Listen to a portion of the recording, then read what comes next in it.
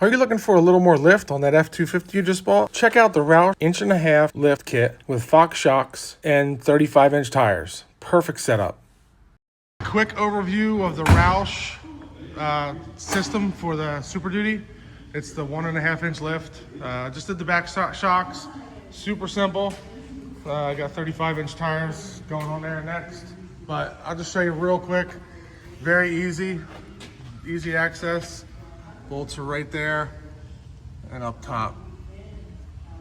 Super easy to install. Took what, 10 minutes? You forgot one thing. What? You got me up on a Sunday morning to do this. Am I allowed to say that? Yes. Okay. All right. You got me up on a Sunday morning to do this shit. You owe me. I want 5 of your best silver dollars that you have. Yeah. I want the pure silver ones. I don't have any of that. Thank you. The front is all set up. We've got the new spring in, new shock. We did have to put a spacer in here, and then what you do is cut the side of it so it clears the bigger shock on each side.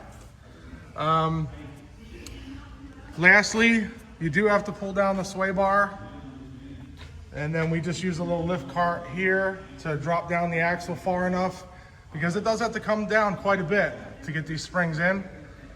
So be careful if you're doing this in your driveway.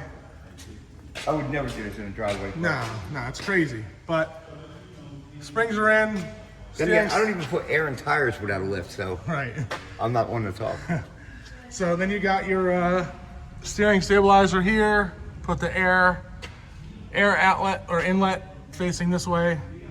And it was a little fun getting a little taper out, but we just heated it up and used the what do they call that gun? Air hammer. The air hammer. So, all right.